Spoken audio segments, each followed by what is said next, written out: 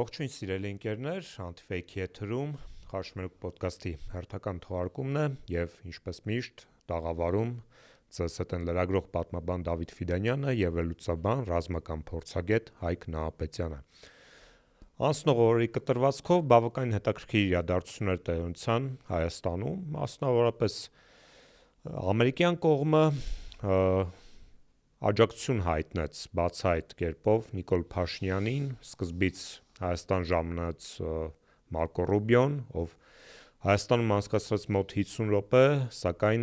այդ ընթացքում մի քանի փաստաթղթեր ստորագրվեցին, Ռուբիոն նաև իր աջակցությունը հայտնեց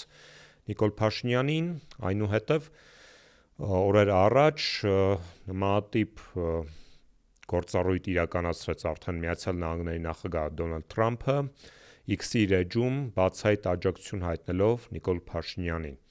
Դրան զուգահեռ Հայաստանի Հանրապետության հրապարակում տեղի ունեցավ, այսպես ասած, զորահանդես, որը ըստ էության ոչ այլ ինչ էր, քան նախընտրական միջոցառում քաղաքացիական պայմանագրի համար։ Պարոն Նահապետյան, իշխանությունները գովերգում են այդ այսպես կոչված զորահանդեսը, հայտարարելով, որ աննախադեպ քանակի զինտեխնիկա են ձեռք բերել, սակայն եկեք փորձենք հասկանալ, վերջերչո Հանրապետության հրապարակում ինչ էր ցուցադրվել եւ ինչու հենց հիմա։ Միանշանակ այդ զորահանդես հաշվետվությունը ուներ ներքին սպառման նշանակություն, այն է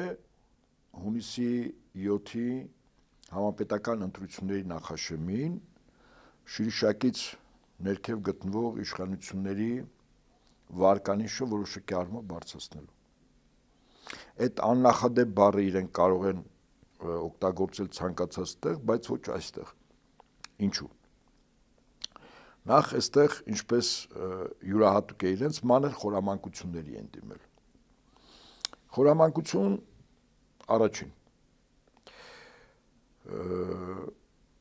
Այդ աննախադեպի մեջ չկար զրատանկային զորքերի տեխնիկան։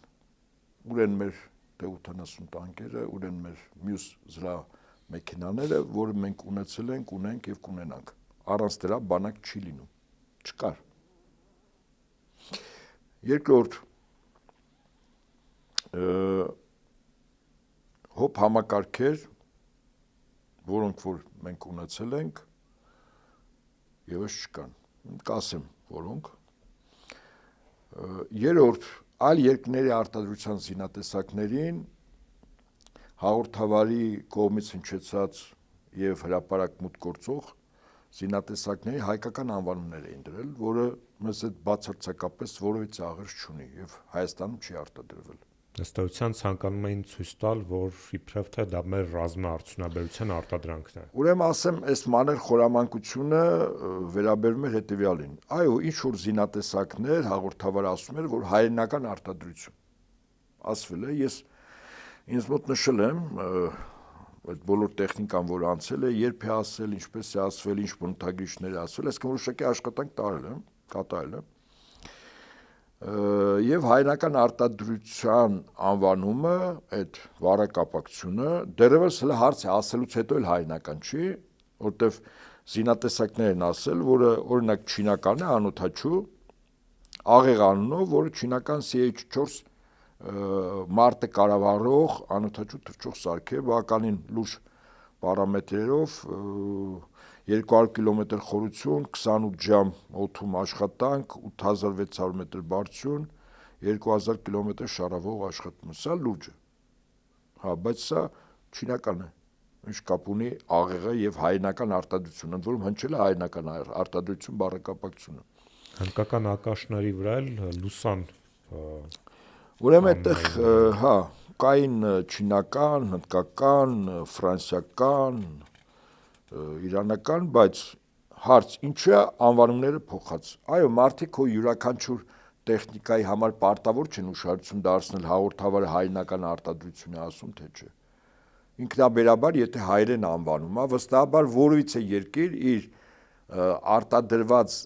զինտեխնիկան, զինատեսակը, ինչ որ ձեռնարկություն հաստատ հայկական անվանումներ չի դնում։ Այն էլ ասենք հին աստվածներին պանթեոնից հանել էին մայրուղի։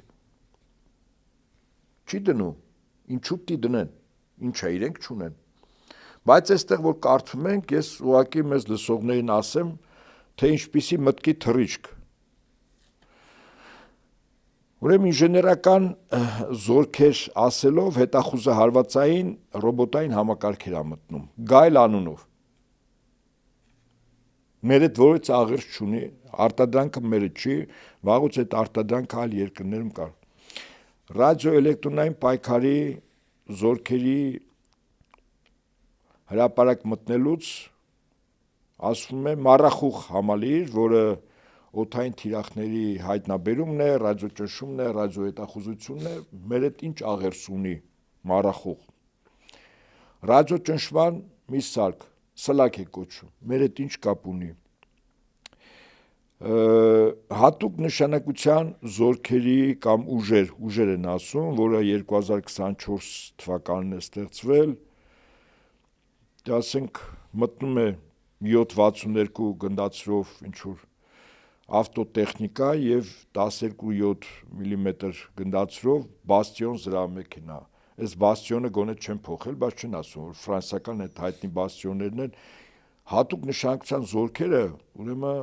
պատերազմող երկրում օգտագործում են մի զրահմեքենա, որտեղ ուկրաինացիները, երբ ֆրանսիացիները բերել էին, ուկրաինացիները պատվեր ունեին, ուղղակի այդ երկաթուղուց, որ բերել էր, գնացներով հետ էին տվել, որտեղ մեղմ ասած, ասենք, պարսատիկով խփես կարող է զրահը ծակվի, էլի, այսինքն խոցելի են։ Իսկ դա հատուկ նշանակության անձնակազմի տեղափոխման մեքենա է, դա մարտը վարելու, մարտի մեջ մտնելու տեխնիկա չի։ A կետից B կետ շատ արագ, հա, բայց նորմալ զրահատեխնիկա պիտի ունենա, այդ զրահ պիտի ունենա, դա չուներ։ Այստեղ ինձ մի փոքր ուրախացրեց, ոնց որ սա չէին կարող ցույց տալ, ռադիացիոն քիմիական կենսաբանական պաշտպանության զորքերի հրապարակ մտնելուց երկու զինատեսակ ասեցին, ընդամենը երկուս, որը քիմիականի տակ է, ռադիացիոն կենսաբանականի տակ բան չկար, RPO-A շմել բանը, ագնեմյոտը, որը տերմոբար զինամթերքով է աշխատում, այսինքն այդ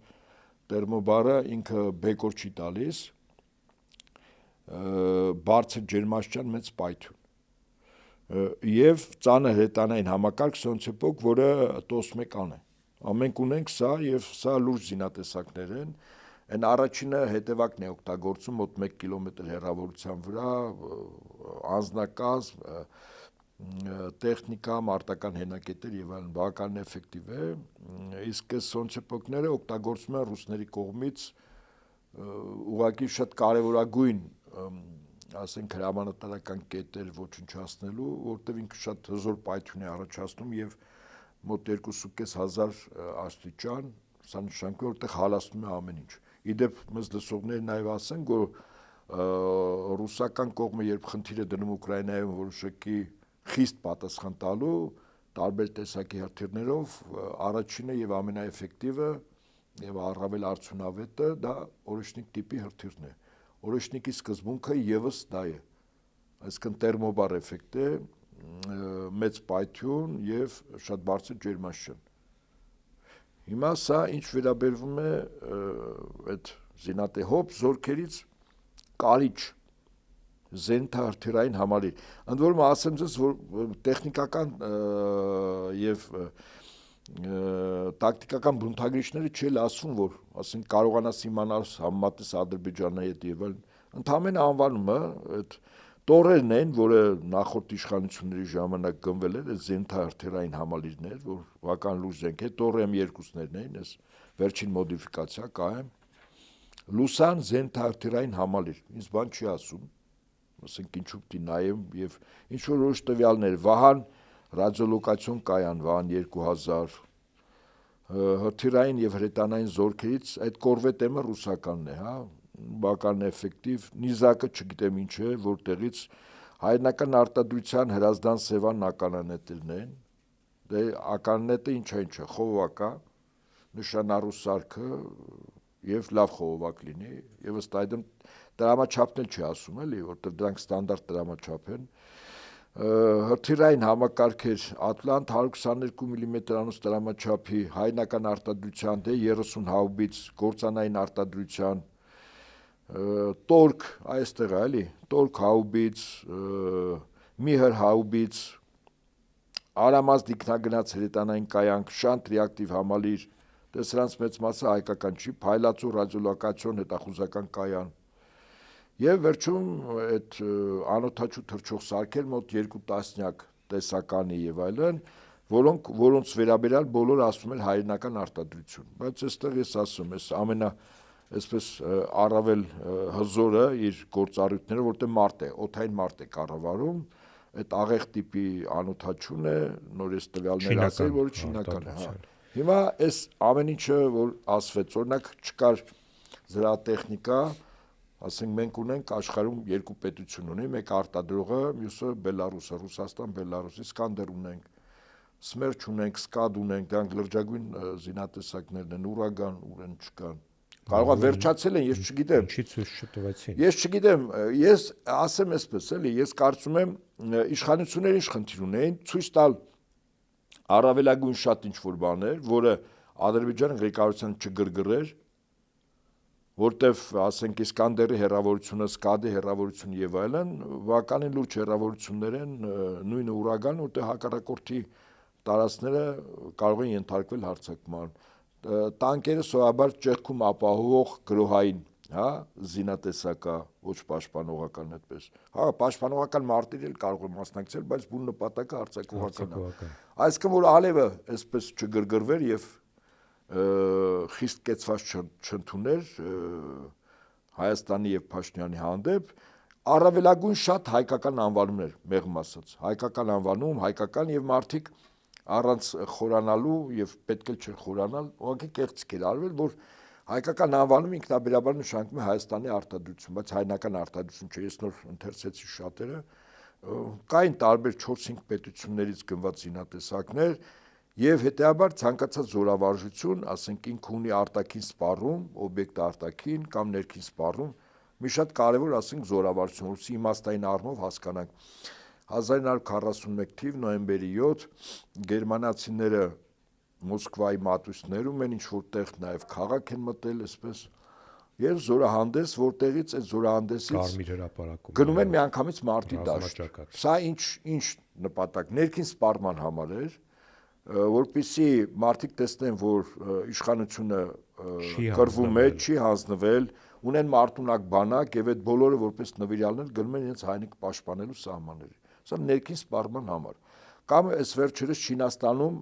մեծ զորավարժություն եղավ եւ այդ զորավարժության ժամանակ Չինաստանը ամբողջովին իր զինանոցը հանել էր դուրս, ամբողջովին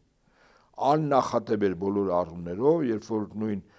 այդ զորահանդեսի ժամանակ Չինաստանի նախագահ Սի Ցզինպինի մի կողքը նստել է Ռուսաստանի նախագահը, մյուսը Հյուսիսային Կորեայի նախագահը։ Դա արտաքին։ Սա արտաքին, հա, ուժի ցուցադրություն, դաշնակիցներ եւ այլն, արտաքին։ Հիմա այս զորավարժությունը ինքը չունի ոչ իմ նշած նոյեմբերի 7-ի զորավարժության իմաստը, ոչ էլ Չինաստանի։ Սա ներքին սպառում է, ներքին սպառում, որ Հայաստան ունի զինատեսակներ, շատ զինատեսակներ, այսքան հայկական անուններ լսեցինք եւ այլն, եւ իշխանությունները ակնկալում են, որ այս զորահանդես հաշվետվությամբ, իսկ հաշվետվություն բառը Փաշինյանն է ասել, ինքը նոյեմբերի 7-ի ընտրությունների ժամանակ առավել շատ Հայաստանի Հանրապետության ընտրելու իրավունք ունեցող քաղաքացիներից ձայն ակնկալի, որը իրականում ոչ թե զորահանդես էր, այլ մուխլյոշ շատ դեպքերում։ Դե ասենք այդ ձեր ասած մուխլյոշին Փաշինյանը հաշվետվություն ասում։ Հիմա այստեղ բառը էական չէ, ես մոտապես նկարագրեցի, մենք ունենք լուրջ զինատեսակներ, որը չի ներկայացվել, ասում եմ, այդ չներկայացնել իմաստը որն է, եթե դու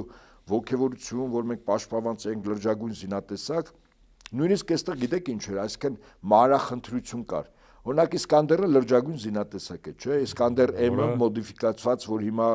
Ռուսաստանի օրոք է բերվել։ Բա ոնց ասենք հանկարծ Իսկանդեր Սերժ Սարգսյանի հետ ասոցիացիա, ասենք Ռոբերտ Քոչյանի ժամանակ եւս Չինաստանից մենք լուրջ զենթահրթիռային կայանքներ եւ այլն բերել ենք։ Հիմա դրանք որ ցույց տանք, ասեմ ոնց սա էլ այդ երկրորդ նախագահի հետ է կապվում։ Այդ Թալանչի նախկին Տանկերը T-80 ես հիշում եմ այդ ժամանակ նախագահ դեռևս 98 թիվ Լևոն Տեր-Պետրոսյանն էր, այդ տանկերը հանկարծ հանեն։ Իդեպ համացանցում կար տեսանյութ, որ ժամանակին գաղտնի տեսանյութ էր եղել, հետո հրապարակվեց, երբ Վազգեն Սարգսյանը սեղանի շուրջ զեկուցում էր Տեր-Պետրոսյանին, թե ինչքան տանկ այդ ժամանակ մենք ունեինք, եւ Տեր-Պետրոսյանը ասում էր 96-ի ընտրությունից հետո էր դա հայտարարած, որ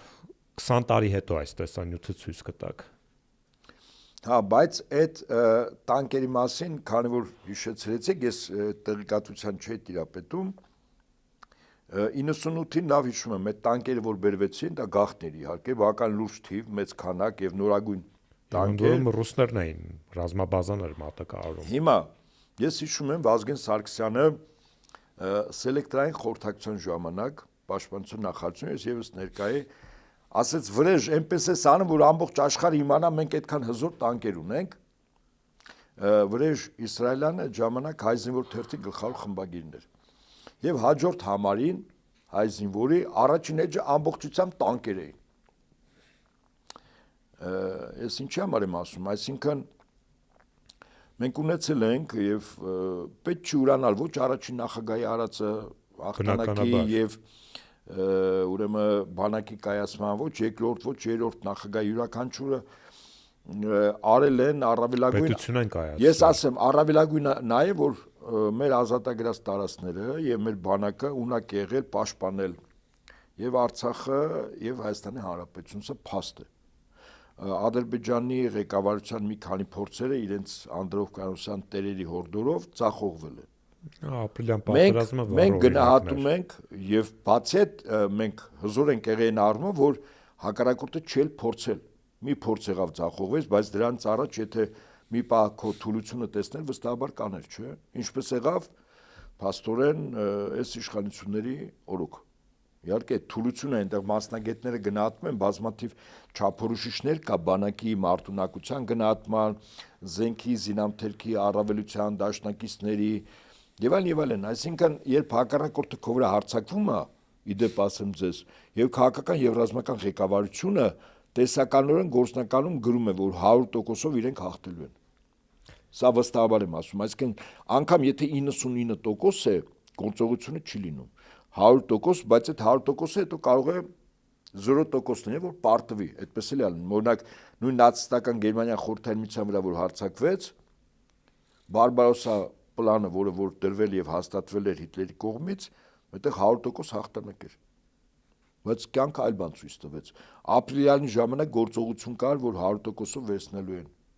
Այդպես չեղավ։ Ավելին ասեմ, 44 օրյա ժամանակ 100% երաշխավորված Ստեփանակերտը պիտի վերցվեր եւ Արցախը ամբողջովին հայաթափվեր։ Չեղավ, չէ՞։ Պարոն Նապետյան, եկեք եւս մի հետաքրքիր թեմայի մասին խոսանք հենց այս համատեքստում։ Տեսեք, իրենք շարունակաբար այս վերջին օրերին քարոզում են, որ այ տեսեք, այսքան զենք ենք բերել, բնականաբար չմոռանալով այդ արտասահմանյան զենքերին հայկական անուններ դնել եւ ներկայացնել որպես իբրև թե հայրենական արտադրանք։ Պատկերացնում ես, ասենք Փաշինյանի սպասարկող ավտոմեքենան ենթադրենք Mercedes ֆիրմայի է, տեսականորեն նայենք։ Բերում են Փաշինյանը ասում է այդ Mercedes-ի բոլոր նշանները վերևը հանում եք եւ դնում եք քաղ պայմանագրի կամ Հայաստանի նոր քարտեզը, որը Հայաստանի արտադրած մեքենա է։ Չէ, եթե այդպիսի բան անի, այդ դուք մեղմ եք շփտում։ Մենք հասկանում ենք, չէ՞ արձագանքը, բայց ինչու է չի վերաբերվում ռազմական տեխնիկային։ Եկեք այդ նույն արձակ, ես չեմ բացառում կնես որ դաջան ընդհատում եմ միտքդ հիշես։ Իսկ եթե վաղը այդ զենք արտադրող ձեռնարկությունները դատական Հայաստան, որտեղ իրենք անվանում են փոխել, որ իրավունք չունեն։ Համաձայն եք, կարող է դատի տան ասեն դուք ոնց մեր տեխնիկան բերում եք ընդհանրապես անունը փոխում եք, բայց մեր տեխնիկան է, իսկ մեր տեխնիկան ինքը ապրանք է, որը վաճառվում է տարբեր երկրներում։ Միջազգային ասպարեզում։ Չէ, հնարավոր է տեսականորեն, ես չեմ բացառում։ Հիմա ձեր միտքը շարունակ։ Տեսեք, պատերազմում Մենք կամ մարտական գործողությունում մենք գիտենք, որ առաջնային դերը ոչ միայն զինատեսակներն, այլ կռվող ռազմաքաղաքական էլիտան։ 90-ականների սկզբնական փուլում, երբ որ սանձազերծվեց մեր դեմ պատերազմը, իսկ պատերազմը Ադրբեջանն էր սանձազերծել Լեռնային Ղարաբաղի հայության եւ Հայաստանը, այո, պարտավորված կերպով օգնում կամավորականներով օգնում էր, այո։ Ուժերը անհավասար էին, ինչպես 88-ի բազմաթիվ ներկայացուցիչներ են նշում, մեր հարգելի ավակ սերնդի ներկայացուցիչներ, մենք կռվում ենք սկզբից մի քանի հրացաններով, որսորդական։ Հետագայում այդ բալանսը փոքրիշատ է հավասարվեց, բայց Ադրբեջանը շնորհիվ իր նավթի եւ այլնի կարողանում էր որոշակի առավելություն ունենալ, որը մարտի դաշտում իջիկ էր դառնում, հա, այսինքն մարտի դաշտում ինքը եղանակ չէր փոխում։ Հիմա իմ տեսանկյունից, եթե անգամ Նիկոլ Փաշինյանը ունենար ատոմային ռումբ, դա որևէ կերպ մեզ չէր օգնի, որովհետև Նիկոլ Փաշինյանի պարագայում 44 օրյայի ժամանակ մենք տարբեր տվյալներով 5-ից 6 միլիարդ դոլարի զենք ենք կորցրել։ Մի մասը անցել է Ադրբեջանին, մի մասը մարտի դաշտում ոչնչացվել, այսինքն քարոզչությունը, որ իրենց քարոզչությունը, որ տեսեք, մենք այսքան զենք ենք ձեռք բերել, ուրեմն պաշտպանված ենք, վերջ, դա որևէ բան չի նշանակում, այսինքն զենք ձեռք բերելը դա չի նշանակում, որ բոլոր հարցերը լուծված են։ Սրանց պարագայում անգամ ամենաառաջադեմ զենքերը, եթե իրենք ձեռք բերեն, նախ իրենք դավաճանեն եւ երկրորդ իրենց էլիտան ռազմաքաղաքական էլիտա չի, պատերազմ անցած էլիտա չի եւ եթե անգամ իրենք դավաճան չլինեին, իրենք առնվազն ոչ կոմպետենտ են։ Վստահաբար զենքի առկայությունը դեռևս չի նշանակում, որ պատերազմի ժամանակ Քուբանակը այնքան մարտունակ է, որ ագրեսիան կարող է չզոքացնել։ Վստահաբար։ Բայց հիմա ինչ ասել է բանակ։ Ինքը մի կառույց է, ինստիտուտ է, հա, որը ունի բաղադրիչներ կամ էլեմենտներ։ Այդ էլեմենտների մեջ կարևորագույններից մեկը հակառակորդի կամ հավանական հակառակորդի կամ մրցակցի հետ չափելի զինտեխնիկա ունենալն է։ Օրինակ, եթե նախորդ նախագահների ժամանակ Ադրբեջանը տանկեր էր ձեռք բերում, մենք ձեռք էինք բերում, տանկը ինքը թանկ հաճույք է ավելին, քան հակատանկային միջոցները։ Օրինակ, ֆագոտ տիպի հակատանկային միջոցներ, ինքը շատ ավելի էժան է ի համեմատ տանկերի, որը այդ սպառնալիքը չեզոքացնում է։ Եթե հակառակորդը ձեռք էր բերում օդուժ, նկատի ունեմ ինքնաթիռ ուղղաթիռ, մենք հոп միջոցներ։ S300 կամ S400, հա, եւ այլն։ Այսինքն յուրաքանչյուր հակառակորդի առավելությունը պետք է չեզոքացվեր կամ այդ նույն զինտեխնիկայով, դու ես ձեռք բերում, կամ այդ զինտեխնիկան խոցող այլ զինտեխնիկաներով։ Չեզոքացվի, հա, այդպես է, հա, ուրեմն առաջին կարևորագույն էլեմենտներից մեկը բանակի այդ ուրեմն զինտեխնիկան եւ համապատասխան զինամթերքը վերջին հաշվով դու մոտավոր պիտի նաեւ գնահատես քո հակառակորդի ծրագրերը, եթե ինչ-որ լայնամասշտաբ գործողություն կամ պատերազմ, ապա կրակի այս ինտենսիվությամբ քեզ ինչքան զինամթերք է պետք, պիտի ապավես նաեւ պատերազմի ժամանակ զինամթերքի պակասը համալրելու ուղիները, այդ պետությունների հետ նաեւ վաղուրկ պայմանավորվել, որ այդ զինամթերքը կգնվի եւ ճանապարհները, որ կբերվի, օրինակ 44 օրյա ժամանակ Վրաստանը փակեց, չէ, եւ օդային եւ ցամաքային սահմանները։ Սա Հայաստանի իշխանությունների համար անսպասել էր վերջին հաշվով։ Ուրեմն հիմա շարունակենք, ուրեմն երկրորդ կարևորագույն էլեմենտը մարդն է։ Այսինքն, եթե մարդը, որը պիտի տիրապետի զենքին, տիրապետի պատերազմի օրենքներին, երկուս, եւ երրորդ, անհրաժեշտության դեպքում հրամանեկատարի կյանքի գնով։ Սա էլ կոչվում է բարոյական վիճակ կամ մարտական ոգի։ Ոնց եմ ասում։ Հիմա այս երեք էլեմենտները միասին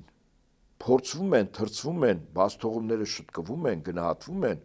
զորավարժություններում եւ այդ զորավարժությունները կարող են լինել առանց մարտական հրաձգությամբ, կարող են լինել մարտական հրաձգությամբ եւ լինեն զորավարժություններ, որը գրասենյակային է։ Մարտի դաշտը չի, տեղանքը չի, այլ գրասենյակներ, որը կոչվում է հիմնականում հրամանատարը շտաբային, որտեղ քարտեզի վրա աշխատում են հրամկազմ։ Կրծեր հրամկազմից մինչև ասենք զորամասի հրամանատարներ, բանակային կորպուսների հրամանատարներ կամ պաշտպանական շրջանների հրամանատարներ, որտեղ աշխատում են, խնդիր է դրվում հակառակորդի հավանական հարձակում, ճեղքում, պաշտպանություն, հետո հակահարձակում կամ կանխարգելի չկարող ես դու հասցնել գործողություն անել կանխարգելի չհարձակում, օրինակ։ Նա այս բոլորը նորից եմ ասում, դրանք զորավարժություններով են արվում, որը մարտի դաշտից առաջ վերջին քննությունն է։ Ավելին ասեմ, երբ զորավարժություններում առավել մոտ էր պատերազմական գործողություններին զորավարժությունները, կար որոշակի մարտական կորուստներ։ Այսինքն ենթադրենք հաշվում էր, որ ասենք մեկ անձնակազմի 1/10 մասից տեսականորեն 1/10 մասով կարող է դու ունենաս վիրավոր եւ զոհ։ Եթե կրակային մարտական հրաձգությամբ է լինում, այդտեղ հավանականություն կա էլի։ Եվ այդպես էր խորհրդային տարիներին եւ ոչ միայն, ասենք, խորհրդային միության մասն է խոսքը, այլ ցանկացած երկրում։ Հիմա մեզ մոտ, որը առավել մոտ է կռվին, հա,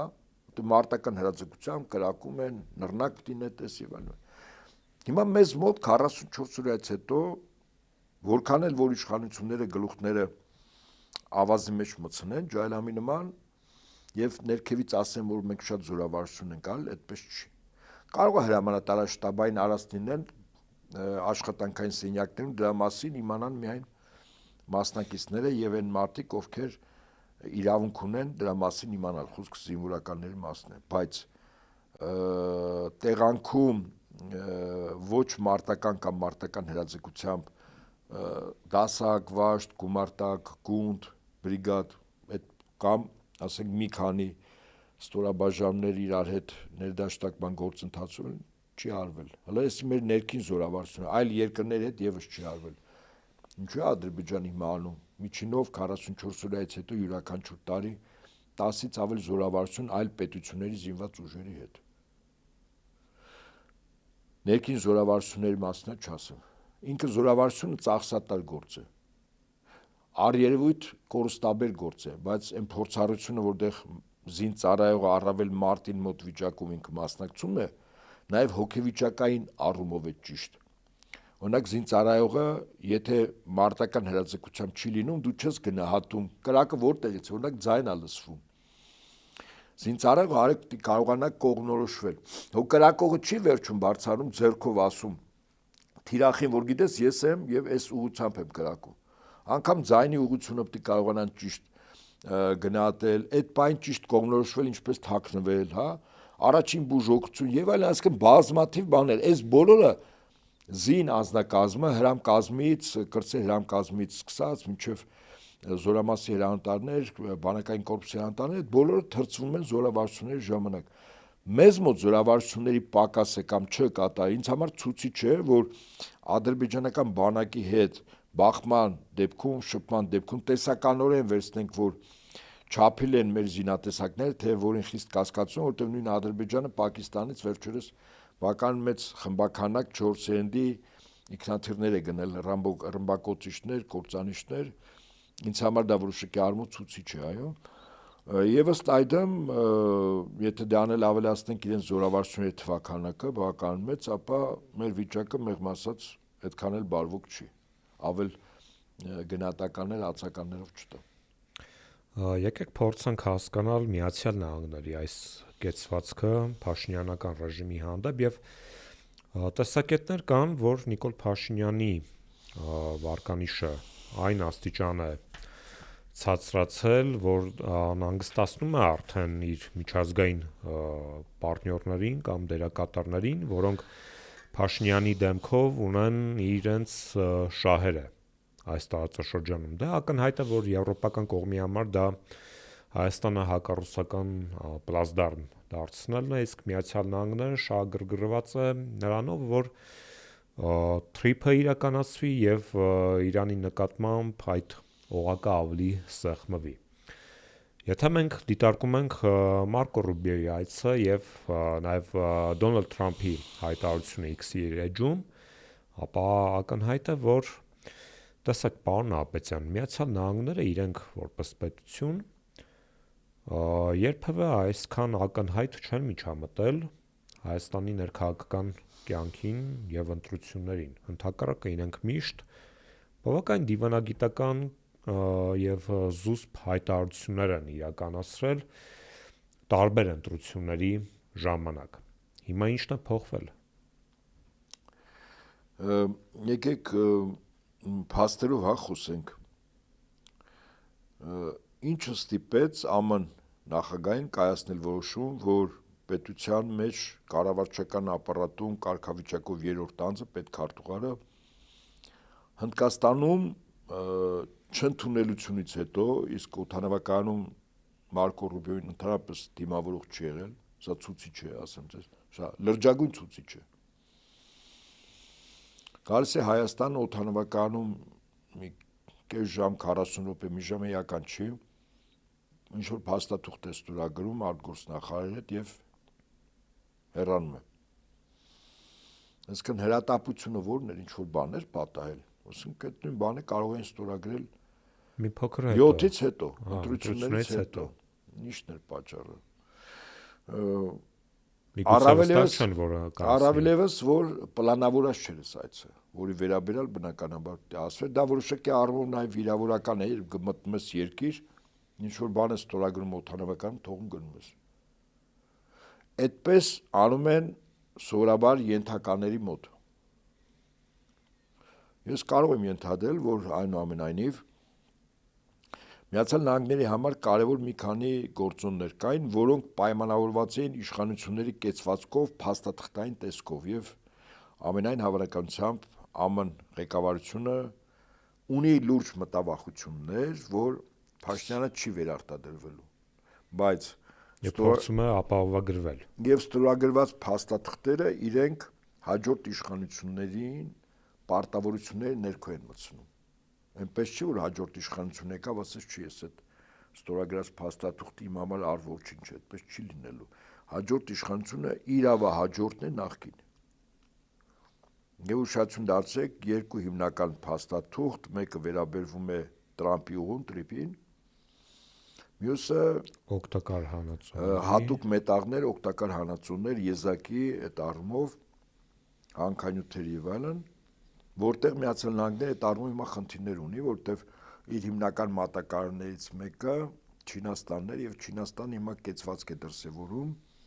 Միացյալ Նահանգների հանդեպ։ Եվ դրա լավագույն ցուցիչը Տրամփ-Սի Ցզինպին հանդիպումն էր։ Ես այդ թեմայով մենք տաղավարում խոսել ենք, հիմա չեմ ուզում նորից փակագծեր բացել։ Եվ հետեաբար Հայաստանից գոնե առավելագույն այդ հատուկ մետաղներ, օգտակար հանածոներ, եզակի, որոնք եզակի են իրենց մեջ, որը Միացյալ Նահանգները չունի, որոնք օգտագործվում են այդ թվում եւ առաջին հերթին ռազմարդյունաբերության մեջ, չիպերի արտադրության մեջ եւ այլն եւ այլն։ Այո, ես կարող եմ ենթադրել, որ ամենայն հավանականությամբ ԱՄՆ-ի ներկա վարչակազմը մտածում է, որ Փաշինյանը չի վերարտադրվելու, բայց նորից եմ ասում, ցանկացած այլ իշխանություն է ստորագրած փաստաթղթերը ոչ միայն ի գիտություն է ընդունելու, այլ կյանքի է կոչելու։ Չգիտեմ ինչեր պետք է լինի, որ փորձի եւ կարողանա հետ կանգնել, հա։ Կարող է հետ կանգնելուց էլ հսկայական դուժեր մեր երկրի հանդեպ, հա։ ԱՄՆ, ասենք Լոնդոնի արբիտրաժային դատարանում դատական հայց ներկայացնի։ Այնպես որ այս հրատապությունը ստորագրելը նախ ուրեմն կախված էր իմ կարծիքով այս Փաշինյանի ոչ բարձր, իսկ ավելի ճիշտ բավականին ցածր վարկանիշով։ Տարբեր գնահատականներ են տալիս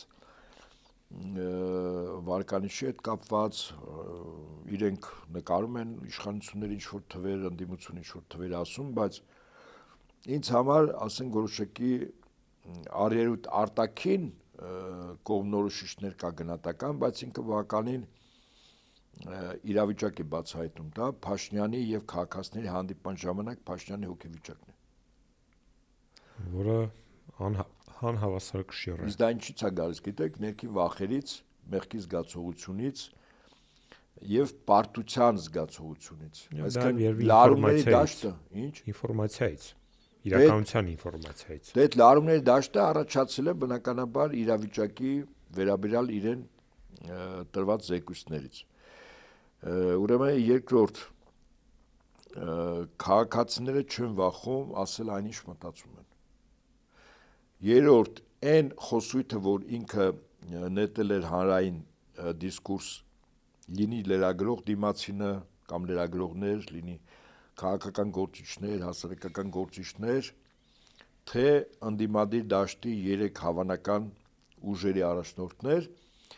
Փաշինյանը ծրագրային բանավեճ չունենալու եւ ծրագիր չունենալու գործնականում տեղափոխեց վիրավորանքներ միմյանց հանդեպ անպարկեշտ խոսակցություն այդ հարթություն եւ ստացավ հակազդեցություն։ Այո, այսինքն ինքը քանի որ ծրագրային չուներ, ինքը փորձեց տեղեկատվական նոր օրակարգ մտցնել այդ վիրավորանքները եւ կարծում եմ մի զարմանս իրեն ինքը այդ պատասխանը ստացավ։ Իսկ դա գիտեք, ես տարբեր տաղավարներից, այդ թվում նաեւ այս տաղավարից ասել եմ, որ Փաշինյանի իշխանությունը պայելու մոտիվացիան շատ ավելի բարձր է, քան ընդդիմության իշխանությունը վերցնելու մոտիվացիան։ Դա քննարկել ենք։ Բայց հիմա կարծում եմ, որ շրջարվու իրավիճակ է փոխվել, որտեվ ընդդիմության 3 այդ առաջնորդների խոսույթը շատ ավելի խիստ է հաճախ դառնում, քան Փաշինյանինը, որը նշանակում է, որ նրանք եւս իրենց համար կարմիր գծեր են, այսպես ասենք, արդեն գծել եւ ձգտելու են առավելագույնս հաղթելու։ Պարոն Ապետյան, տեսեք, Նիկոլ Փաշինյանը ասում է, որ 3-ը էլ նստելու եք։ Եվ բնականաբար դա պետք է առաջացնի այդ հակազդեցությունը եւ շատ լավ է, որ ընդդիմության առաջնորդները թեկուս մտնելով այդ դաշտ համարժեք կեցվածք են դրսևորում, որովհետեւ այլևս ակնհայտ է, որ ազգակործության պատուհասը չի կանգնելու ոչինչի առջև եւ ընդդիմությունը կարծես թե հասկացել է, որ հաջորդ քաղաքական բանտարկյալները լինելու են իրենք։ Այսինքն Փաշինյանի խոսույթը կոնկրետ 3 անձերի վերաբերյալ առավել մոտիվացիաց իրենց այսպես եթե փոքր խոսակցականով գնահատեմ անկյուն է քշել։ Այսինքն նահանջի ճանապարհ երբ որ չես թողնում եւ ասում ես ձեզ բանտարկելու եմ, այդ մարդիկ շատ բնական է դիմելու են առավելագույն ինքնապաշտպանության։ Եվ որով բարձրանում է իրենց մոտիվացիան չպարտվելու, այսպես ասենք, Անկամ երկրորդ Փաշինյանի ոչ խորագետ, այսպես եթե կողքից որպես մասնագետ գնահատեմ, էլի, ոչ խորագետ կեցվածքի հետևանքով ընդդիմության առաջնորդները եւս մոտավորապես աշճանաբար կարծում եմ մինչև ընտրությունների օրը ունենալու են այն նույն մոտիվացիան, ինչ Փաշինյանը ունի իշխանություն վերցնելու, որտեվ տեղ չի թողում, նահանջի տեղ չի թողում եւ այդ վիրավորական բառերից զատ սպառնալիքներ բանտարկելու, ունեզրկելու եւ այլն եւ բնականաբար ընտանիքի անդամներին դիպչելու, բանտարկելու են, այդ մարդիկ էլ դիմելու են ինքնապաշտպանության եւ այս առումով Փաշինյանի միակ իմ գնահատմամբ միակ առավելությունը, որ ինք ուներ այդ մոտիվացիան։ Ես կարծում եմ, որ դա էլ է արդեն կորում։ Նիկոլ Փաշինյանը հայտարարում է, որ հեղափոխություն որևէ նշան, բնում կխեղդվի կամ հեղաշրջման արդյոք սա ձեզ ԵԱՊ համակարգին մի նոր հանձնարարական չէ, որ շատ ավելի բիր տեղեք։ Ասեմ այսպես, վաղուց Հայաստանի Հանրապետությունում օրենքը որպես գերակա եւ քաղաքացիների կուսակցությունների իրավունքների պաշտպանության հետ կապված չի աշխատում։ Այսինքն օրենքը Փաշինյանի խոսքն է։ Ինչ կարելի է իրեն, չի կարելի մյուսներին։ Ինչ կարելի է Զևսին։ Այո, չի կարելի եզին։ Հիմա եթե ինքը իրեն որպես իշխանություն Զևսի տեղը դել ընդդիմությանը մյուս։ Ասեմ ձեզ, որ այդ ավտորիտար ռեժիմի մոտեցումով կառավարում իրականացնելը մի կողմից որոշակի առումով երաշխավորում է իշխանության վերարտադրությունը բռնությամբ, ասենք, հետապնդումներով, բայց եթե դա չհաջողվի, ապա հակազդեցությունը շատ ավելի խիստ է լինելու իշխանությունների ղեկավար կազմի եւ իրապահ համակարգի ղեկավարների նկատմամբ շատ ավելի խիստ, քան այն, որ Փաշինյանը հիմա խոստանում է ընդդիմության առաջնորդներին, ասենք, դատապարտել կալանքներով, տարիներ նստեցնել, հա։ Եվ իրականում եթե անգամ այսպիսի մեթոդներով պատմությունից էլ գիտենք, հա, որ երբ որ բիրտ մեթոդներով դու իշխանություն ես պահում, ապա դա ունենում է շատ կարճաժամկետ էֆեկտ, որտեղ երկարաժամկետ կտրվածքով այդ դժգոհությունը չի կորում եւ դա ժայթքում է մեկ այլ ժամանակ լրիվ անսպասելի պահի եւ լրիվ անսպասելի արդյունքներով։ Այսինքն անկանխատեսելի գործողություններ ու քայլեր կարող լինել, որտեղ իշխանություն չի կարող հաշվարկել ամեն ինչ։ Առավելս, որ այստեղ կարող է լինեն պետություններ, որոնց ձեր չի տալիս Փաշինյանի վարչակազմը, եւ այդ գործընթացների մեջ ուղղակի թե անուղղակի իրենք որոշակի առումով մասնակցություն ունեն։ Ասենք գոնե բարոյապես սատարելով այն ուժերին, որոնք ուզում են Փաշինյանից ազատվել։ Եվ հետեաբար որքան ինքը խաղադրույքներ, իսկ ինքը փաստորեն այդ խոսույթով, այդ կեցվածքով, օրենքի շրջանցումներով ինքը փոխում է ուրեմն խաղադրույքները, խաղի կանոնները եւ բնականաբար դրա հակազդեցությունը վստահաբար լինելու է, այնպես չի որ չի լինելու։ Առավել եւս որ հիմա այո կան 3 անձ, որոնք հրապարակավ ամենակոշտ կեցվածք ունեն իշխանությունների հասցեին։ Ունեն ռեսուրսներ, կազմակերպվածություն, կառույցների տեսքով եւ այլն եւ այլն։ Եվ Փաշինյանի իշխանությունից դժգոհ բականին մեծաթիվ զանգված, նկատի ունեմ Հայաստանի քաղաքացիներին։ Այսինքն եթե դեռևս ես այդ երկուսին չեմ գումարում արտաքին գործոնը, բայց եթե դա անել հանկարծ գումարվեց արտաքին գործոնը, կարծում Հայաստանում անկանխատեսելի գործողություններ կարող են լինել իշխանությունների համար։ Հիմա որպեսզի իրենք տեսականուն հաշվի դա չլինի, ասենք ձերբակալությունների շարան է գնում։ Ինչ որ մարդկանց տարբեր պատրվակներով ձերբակալում են։ Երևի թե իրենց խորհրդականները, նաև որոնք Հայաստանից չեն, ասում են, որ եթե գլուխը կտրես, մարմինը ոչինչ չի կարող անել, այսինքն իրենք խնդիր են դրել այդ գլուխը կտրելուն։ Բայց ինչպես ասում են, դա պարի դա времени, որտեվ հիմա աշխարհում լրջագույն վերաբաժանման տեսանկյունից գործընթացներ են գնում։ Ես մեկ շատ կարևոր փաստի մասին ասեմ, որը մեր հանրային դաշտում առանձնապես այդպես չի գնահատվել, բայց ինձ համար ցուցիչ է։ Օրինակ տնտեսական բարձրագույն խորհրդի ԵԱՏՄ-ի նիստ է, չէ, Աստանայում։ Այս պայքարանում, այո։ Ահա, այս պայքարն էլ տեղի ունենում։ Օրինակ Ռուսաստանի նախագահ Վլադիմիր Պուտինը ժամանում է Աստանա, իրեն ինքնաթիռի մոտ դիմավորում է Ղազախստանի նախագահը, սա եզակի բան է, բայց կարևորը ըստ իս նույնիսկ դա չի։ Սովորաբար ինքնաթիռի մոտ կարմիր գորգ է գցվում մինչև օդանավականի սպասման սրահը, հատուկ հյուրերի համար, ճիշտ է։ Գորգի գույնը բոլոր տեղերում ինչ է, կարմիր, իսկ ուշադրություն դարձել եք, երբ Ռուսաստանի նախագահը գալիս է, իրեն դիմավորում է Ղազախստանի նախագահը եւ քայլում են։ Գորգի գույնը ամբողջությամբ Ղազախստանի դրոշի գույնն է։ Սա ինչ-որ բանի մասին խոսում է։ Նման պատականություններ չի լինում, այսինքն սա ցուցիչ է, արևելյան շատ երկրներ հիմնականում թյուրքական ծագման, իրենք ոչ միայն առաջնորդապաշտ են, իրենց կյանքն է տափաստաններում, հա, ցույց տվել, որ առավելագույն ուժերին կազմակերպչին պիտի ընտրեն որպես առաջնորդ, այլև ուժի առաջ ծնկի են գալիս, ծառս են լինում։ Եվ ցանկացած ուժ, որին չեն կարող իրենք հաղթել, շատ արագ իրենց հնազանդությունն են հայտնում։ Իհարկե հոգու խորքում միշտ փայփայլով այն միտքը, որ կարող է գա մի պահ, որտեղ ում ենթարկվում են իրենց հաղթեն։ Հիմա այս փաստն եմ արձանագրում, սա եզակի բան է եւ Ղազախստանի նախագահը ի խոնարհումը եւ ի հնազանդությունը հպատակություն հատակի նոթանավականում մինչև այդ սպասման սրահը դրել էր Ղազախստանի դրոշի գույներով գորգ։ Իսկ սովորաբար դրոշները երբ մի կռվող ուժերից մեկը պարտվում է, այդ դրոշը հայտնում է հաղթող կողմի ոտքի մոտ, անձի ճիշտ է, որ ասում են ոտքերիդ մոտ գցեմ։ Սա հպատակության, պարտվելու եւ այլն եւ դիմացինին որպես հաղթող կողմ մեծարելու նշան է։ Հիմա կարծում եմ Չինաստանում Միացյալ Նահանգների նախագահի եւ Չինաստանի նախագահի